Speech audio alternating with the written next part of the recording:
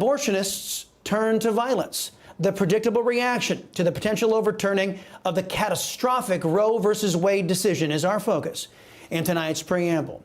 What else would one expect from a political ideology that is responsible for snuffing out the lives of 63 million babies in the womb, but more violence? The offices of Wisconsin Family Action, a pro-life ministry, were firebombed early Sunday morning in Madison.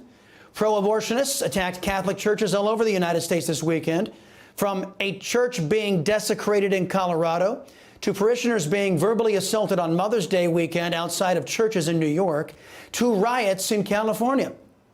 The left is reminding us of how dangerous their movement and ideology truly is. All of this is as a result of a leaked draft of an opinion authored by Justice Samuel Alito that overturns the Roe versus Wade debacle. Chief Justice John Roberts calling the leak, quote, appalling. That's rich, coming from a guy who bends over backwards, not to mention breaking the Constitution and common sense in half, to placate the very people likely responsible for that leak. The violence from the people who support the Nazi-esque practice of abortion on demand has forced Justice Samuel Alito and his family into hiding. That's what the left wing has done to our country, my friends. Now, if you're looking for universal condemnation of clearly un-American behavior from the biased press, you won't find it. Now, if the shoe were on the other foot and abortion clinics were being firebombed and liberal justices were forced into hiding, the left-wing press would be reporting nonstop on the unhinged and violent right wing in America. Instead, we see outlandish justification and reasoning to justify the violence or the sin of abortion itself. Take Tiffany Cross of MSNBS. No, really, take her, please. In an effort to make her case that America needs unregulated abortion, one of the most ignorant people on TV, and you know that's saying an awful lot with The View broadcasting every day. One of the most ignorant people on TV said this about adoption being a viable alternative to abortion.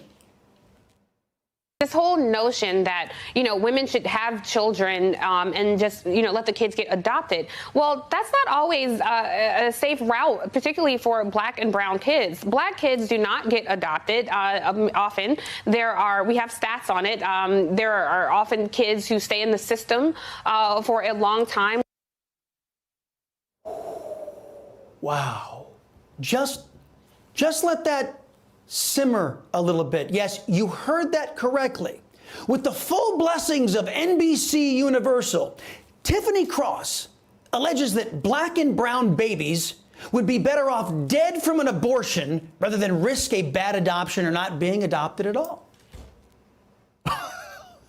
Dear God, that is the level of intellect that the Roe versus Wade decision and those who support abortion on demand bring to the table in these United States.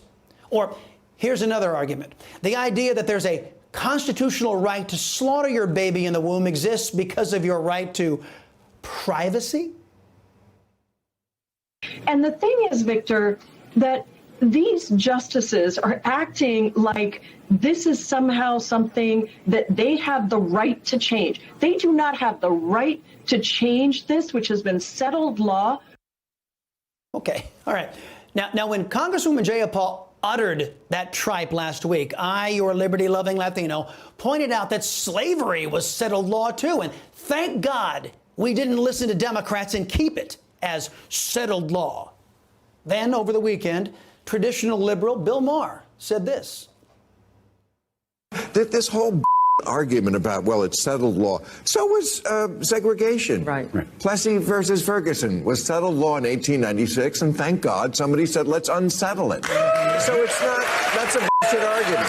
It's what you think. To thunderous applause.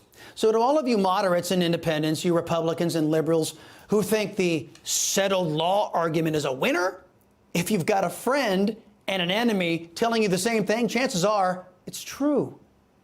The idea of settled law makes about as much sense as settled science. The concepts are simply not true, not factual. The folly of totalitarian left-wing extremism is falling apart around the pushers of that unintelligent anti-American ideology. The corrupt press and the socialists in the Democrat Party can't hide the truth any longer. There's too much misery out there, too much lawlessness, too much violence.